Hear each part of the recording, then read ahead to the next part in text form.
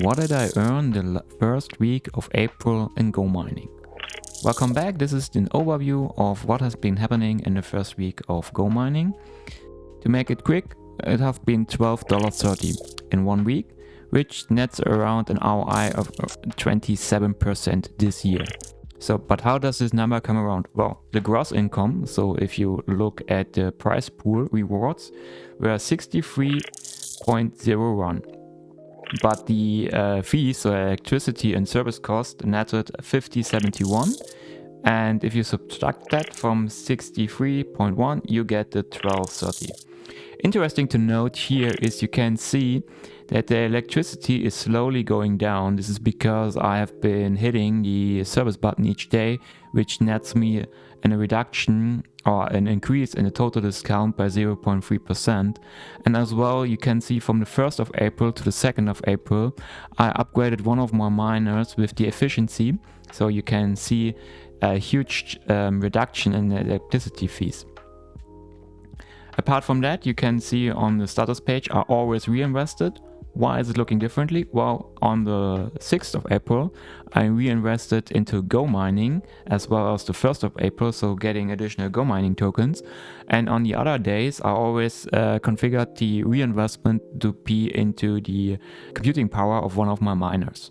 If we go and look at the transaction wallet, so the Gomining wallet, we can see additional income streams, which were all in Gomining rewards. Basically, I got around free Gomining from locking additional Gomining tokens. I think I've locked now around 700 or 800 Gomining for 4 years, which helps me getting more service discount, as well as produces an RPI for about 20% a year. As well as I got my reward for being a liquidity provider. I made a different video about that, so this nets me 537.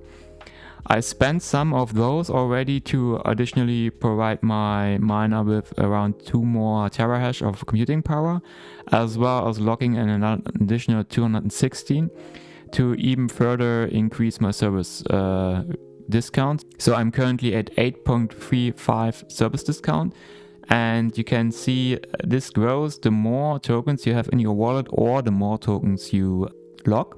With locking, you need to be careful that you do not lock too much tokens, because you can only get the service discount for paying with Gomining tokens if you have enough tokens in your wallet. You can see, for example, I have currently around 11 days of maintenance in my wallet, so these 200, and I plan to reinvest everything into computing power.